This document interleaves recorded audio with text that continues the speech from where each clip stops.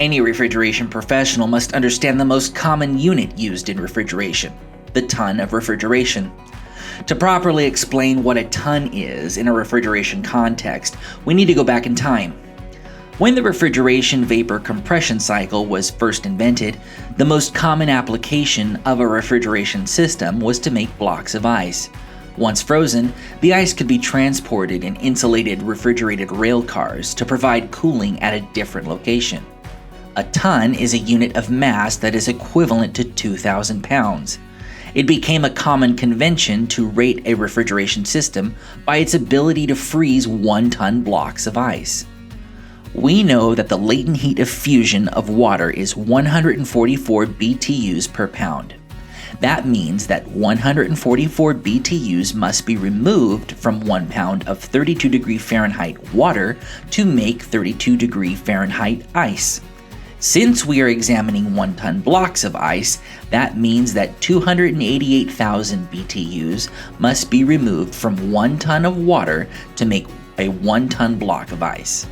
It became convenient to rate systems by the number of 1-ton blocks of ice that they could make in a 24-hour day. In other words, a 1-ton refrigeration system could remove 288,000 BTUs from 32 degree Fahrenheit water in 24 hours. This means that a ton of refrigeration is a rate of heat transfer. A rate is a property that is divided by a unit of time.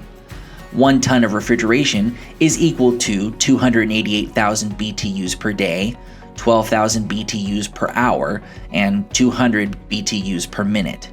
This is an important concept. When you hear someone say this is a 200-ton system, that means that the system is capable of removing heat at a rate of 200 tons, or 2,400,000 BTUs per hour. Knowing the rate of heat transfer is much different than knowing the amount of heat that must be removed, which is dependent on many factors. So understanding a ton of refrigeration is very important for any refrigeration professional. The big emphasis I always make when talking about a ton is to make sure people understand that we're talking about a rate. Okay, so a system may have a 100-ton rating, but that does not mean that's how it always operates. Just like you might have a car that can drive 120 miles an hour, but that doesn't mean that you drive 120 miles an hour. You may be driving 25 miles an hour through a school zone. Similarly, a refrigeration system that can have a 100-ton capacity might only be operating at 10 tons at any given moment. So the big emphasis for a ton of refrigeration is that it is a rate.